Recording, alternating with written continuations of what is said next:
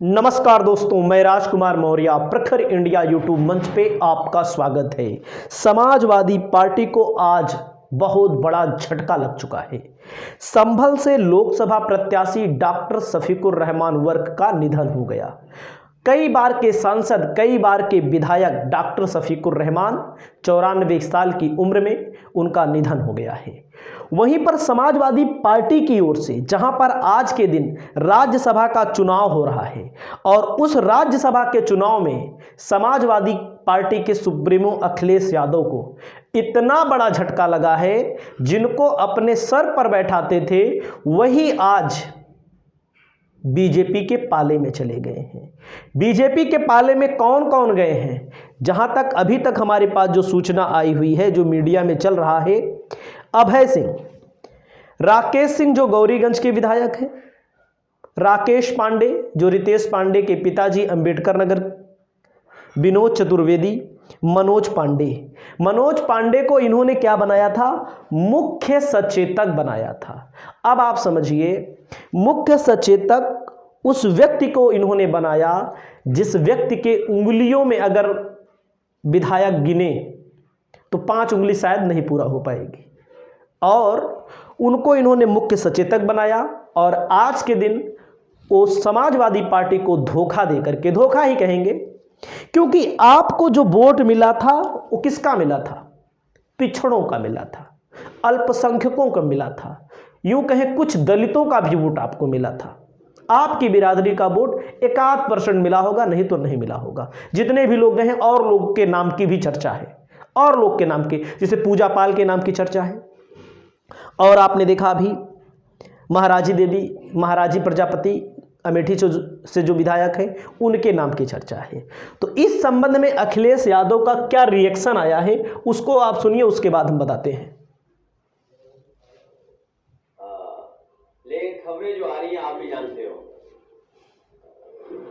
जो दूसरों के लिए कांटा बोते हैं, एक दिन उनके लिए भी कांटे मिलते हैं। जो दूसरों के लिए गड्ढे खोदते हैं, एक दिन वो खुद ही उस गड्ढे में गिरते हैं। चंडीगढ़ में भी आपने देखा था कि किस तरीके से अधिकारियों से मिलकर के, और बैलेट अगर न होता, सीसीटीवी कैमरे न होते, तो शायद परिणाम कुछ और दिखाई देता। लेकिन सुप्रीम कोर्ट को बधाई, जिसने कम से कम चंडीगढ़ और लोकतंत्र को बचा लिया। बीजेपी चुनाव जीतने के लिए कोई भी हथकंडा अपना सकती है, कोई भी लाभ देने के लिए आश्वासन दे सकती है। बीजेपी है, जीतने के लिए सब कुछ करेगी।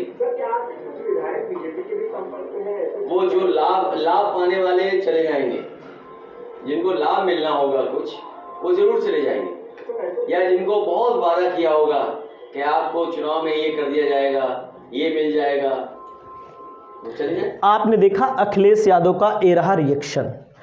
अब अखिलेश यादव क्या करेंगे? तीसरा उम्मीदवार तो नहीं जीत पाएगा। क्यों नहीं जीत पाएगा? आप साफ साफ देख रहे हैं। विधायकों को प्रलोभन दिया जाता है, कहीं पर पैसा भी दिया जाता है, क्योंकि संजय सेठ बहुत पैसे वाले व्यक्ति हैं, 8वें उम्मीदवार, पैसा तो दिया ही जाता होगा। पैसे के अलावा लोगों को पदों का लालच दिया जाता है। ऐसा कहा जा रहा है कुछ लोगों को लोकसभा 2024 का चुनाव लड़ाया जा सकता है। इस संबंध में भी कुछ लोगों को एमएलसी बनाया जा सकता है आने वाले समय में, क्योंकि जो लोग क्रॉस वोटिंग कर रहे हैं उनके खिलाफ समाजवादी पार्टी कड़ा एक्शन लेगी। कड़ा एक्शन का मतलब उनकी विधानसभा सदस्यता चली जाएगी। अब आप सोचिए थोड़ी देर के लिए, अखिलेश यादव, इन्हीं लोगों के कारण स्वामी प्रसाद मौर्य ने अखिलेश यादव के ऊपर आरोप लगाया था। आरोप क्या था उसको भी आप देख लीजिए। थोड़ा सा याद दिलाना चाहते हैं, इन्होंने कहा था, स्वामी प्रसाद मौर्य ने इस्तीफा देने के पहले जब इस्तीफा दिया, इन्होंने कहा है 100 में 85 तो हमारा है, 15 में भी बंटवारा है। इस नारे पर लगातार आपने देखा समाजवादी पार्टी को लाभ भी मिल रहा था। तमाम यादव बिरादरी, यादव तो है ही समाजवादी पार्टी के साथ, मौर्य बिरादरी, दलित बिरादरी, जो स्वामी प्रसाद मौर्य के विचारों से सहमत थे, वो जुड़ना शुरू हुए।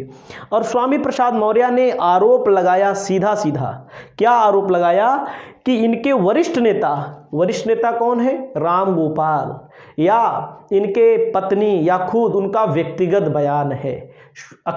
देखिए शिवपाल यादव सब लोग कहते थे व्यक्तिगत बयान है, लेकिन कहीं ना कहीं स्वामी प्रसाद मौर्य को लज्जित किया गया, बेइज्जत किया गया, निजी बयान के अलावा मानसिक तौर पर विक्षिप्त बताया गया समाजवादी पार्टी के उस विधायक द्वारा जो आज विधायक क्या थे, विधानमंडल के क्या थे, सचेतक थे। सचेतक पद थे, उन्होंने इस्तीफा दे दिया। ऐसा कहा जा रहा है सचेतक को अब समाजवादी पार्टी को समझ में आ गया है कि समाजवादी पार्टी को किसके साथ क्या करना चाहिए। स्वामी प्रसाद मौर्य अपनी पार्टी बना लेते हैं, अब अपनी बात को मुखरता से रखेंगे। लेकिन आपने देखा जिन लोगों ने स्वामी प्रसाद मौर्य का विरोध किया, ठाकुर और ब्राह्मण जो इनके पास विधायक हैं गिनोचने, उन्होंने ही विरोध किया, जिनके समाज का वोट समाजवादी पार्टी को मिलता ही नहीं है। अब आप समझ सकते हैं अब क्या होगा। क्या स्वामी प्रसाद मौर्य की समाजवादी पार्टी में वापसी होगी? वैसे भी स्वामी प्रसाद मौर्य ने कहा है कि वापसी के लिए कुछ नहीं बोला है, लेकिन कहा है कि हमारा अखिलेश यादव से, राष्ट्रीय अध्यक्ष से व्यक्तिगत कोई भी दिक्कत नहीं है, व्यक्तिगत कोई भी मनभेद नहीं है, कोई भी व्यक्तिगत तौर पर मतभेद नहीं है, केवल वैचारिक तौर पर मतभेद है। आपको याद करना होगा ये जो नेता हैं, ये नेता एक समय ऐसा आता है सोचते हैं हमको टिकट मिल जाए, टिकट मिल जाए, टिकट मिल जाए। बीजेपी ने तो तब टिकट नहीं दिया, तब टिकट किसने दिया? समाजवादी पार्टी ने दिया। और ज़्यादा अंतरों से चुनाव जीतकर कोई आया नहीं है। मैं आपको एक बात और बता दूं, भाजपा से भी, भाजपा से अमरपाल मौर्य लड़े थे, मनोज पांडे लड़े थे, अंजलि मौर्य कांग्रेस से लड़ी, बीएसपी से लड़ी थी या कांग्रेस से, तो मनोज पांडे 6-7 हज़ार वोटों से चुनाव जीत कर आए हैं। 6-7 हज़ार वोट से राकेश सिंह भी चुनाव जीत कर आए हैं, बहुत भारी अंतर से कोई चुनाव नहीं जीता है। तो ऐसे लोगों से सावधान रहने की ज़रूरत है। ऐसे लोग जो आज समाजवादी पार्टी को समाप्त कर रहे हैं, एक लाइन खींचनी पड़ेगी, उस लाइन पर चलना पड़ेगा। उस लाइन से अगर आप क्रॉस होते हैं, अगर आप सोच रहे होंगे कि हमको समण वोट मिल जाएगा, तो समण वोट नहीं मिलना है। आपको अपने आप से पीडीए के नारे पर चलना है। पिछड़ा, दलित, अल्पसंख्यक के अलावा एक टिकट किसी को नहीं देना है, एक भी टिकट किसी को नहीं देना है। अब जब इन लोगों की विधानसभा सदस्यता जाएगी, तब फिर से चुनाव होगा।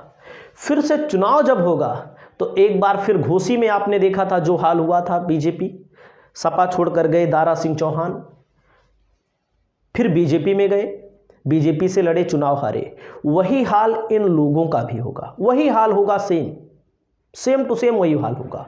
लोगों को लगता है कि हम अपनी व्यक्तिगत क्षमता पे जीत रहे हैं, तो ऐसा कुछ है नहीं। दलितों का वोट, अल्पसंख्यकों का वोट, एंटी इनकम्बेंसी का वोट मिलता है तो ये लोग विधायक बनते हैं। और ऐसे लोगों से सावधान रहने की ज़रूरत है। और ऐसे लोग कभी भी पिछड़ों का, जैसे हम देख रहे हैं कांग्रेस में बहुत सारे नेताओं को कांग्रेस कह रही है पिछड़ा पिछड़ा पिछड़ा, लेकिन उनके जितने भी मेन नाम आ रहे हैं लोकसभा प्रत्याशियों में, उत्तर प्रदेश में संभावित सभी ब्राह्मण कैंडिडेट हैं, भूमिहार कैंडिडेट हैं। तो आप ये समझ सकते हैं कि समाजवादी पार्टी को कितना रसातल में ये लोग पहुंचा रहे हैं। हम उम्मीद करते हैं स्वामी प्रसाद मौर्य जैसे लोगों को, बाबू सिंह कुशवाहा जैसे लोगों को, चंद्रशेखर आज़ाद रामड़ जैसे लोगों को, यूँ कहें केशव देव मौर्य जैसे लोगों को, छोटे लोगों को, छोटे का मतलब छोटी पार्टियों को अपने साथ लाइए। ऐसे लोगों को टिकट आप मत दीजिए जो अपने समाज का भी वोट ना दिला पाएँ, और अपने समाज के साथ साथ जब वक्त की ज़रूरत पड़े, जब साहस की ज़रूरत पड़े, तब आपको छोड़कर चले जाएं। यहाँ पर आप देखिए अनिल जी पत्रकार हैं और ये अजीत अंजुम के चैनल पे आते हैं, कैसे सवाल पूछ रहे हैं और कैसे निर्लज्जता के साथ विधायक जो हैं चले जा रहे हैं। घर पे इकट्ठा हुए हैं और साफ कह दिया है कि इन्होंने कि वोट इनका बीजेपी को जाएगा। हालांकि कुछ बोलने से भी फिलहाल मना करें। राकेश पांडे जी तो वही हैं। राकेश जी, आप तो क्या माना जाए, क्या माना जाए? अब देख ही रहे आप, वोट मिलेगा बीजेपी को, मतलब अब 4 मिनट में डिसाइड कर ले। तो तो जीते जीते तो आप लोग सपा के सिंबल पे थे, तो आप कैसे बदल गए थे? कौन कह रहा बदल गए? तो पार्टी सपा को नहीं दे रहे वोट ना, अपनी पार्टी जिस पार्टी से जीते थे। ये वो कह रहे नहीं दे रहे हैं। सुनिए पहले आगे। जो कहने वाले कह रहे हो। पुलिस को भी सभी वोट देने आए हैं। और क्या पार्टी आपके बेटे को बीएसपी से टिकट मिल गया तो बीजेपी से टिकट मिल गया तो आप भी बीजेपी की हो गए। बेटे से मुझसे क्या मतलब? ये तो गद्दारी है ना। देखिए सूचना को सही नहीं है। तो मुझे टिकट मिल जाए, कहीं से पद मिल जाए, पैसा मिल जाए तो तुरंत बदल जाते हैं तुम। जिनका वोट दिया और दलित पिछड़ों का जिनका वोट लिया था उसका क्या होगा? अरे अपने अपने विचार कैसे जीते, निर्दलीय लोग जीत रहे होते। शर्म नहीं आती है नेताओं को इस तरह से बदल जाने पे? या वैसे देखिए वोट डालने अंतरात्मा की आवाज वोट डालने, अंतरात्मा को वोट देंगे, सपा टू उम्मीदवार को, सपा टू उम्मीदवार को वोट देंगे। अंतरात्मा की आवाज तो सही जगह, अंतरात्मा की आवाज वोट बता दे पंचम दल से आई अंतरात्मा की आवाज। और देख सकते हैं कैसे ट्वीट आ रहे हैं। अखिलेश को मिला एक और इस्तीफा। अखिलेश यादव को उनकी करीबी नेता मनोज पांडे ने दिया इस्तीफा। बेशर्मी चरम पर है। गद्दारी का मास्टर स्ट्रोक बताने वाली मीडिया सबसे ज़्यादा खतरनाक है। अब आप सोचिए, राकेश सिंह, अभय सिंह, राकेश पांडे, ऐसे तमाम लोग हैं जो बीजेपी के पाले में वोट देने जा रहे हैं। तो आप इन पत्रकार महोदय को, अनिल जी को बहुत बहुत बधाई देते हैं इतना तगड़ा सवाल जवाब करने के लिए। तो आप देख रहे हैं कि अब देखो क्या क्या होता है। राज्यसभा का चुनाव हो जाने दीजिए, सदस्यता भी जाएगी, उपचुनाव भी होगा। उपचुनाव में एक बार फिर देखने को मिलेगा। लेकिन कहीं ना कहीं एक बेईमानी है, कहीं ना कहीं। अगर आपके पास वोट नहीं है तो आप अगली पार्टी को तोड़ रहे हो। वोटर कौन था इनका? दलित, अल्पसंख्यक, मुसलमान भाई, ओबीसी लोग वोट दिए थे, नौजवान, बेरोजगार। तो आपकी क्या राय है? अपनी राय व्यक्त करें। नमस्कार।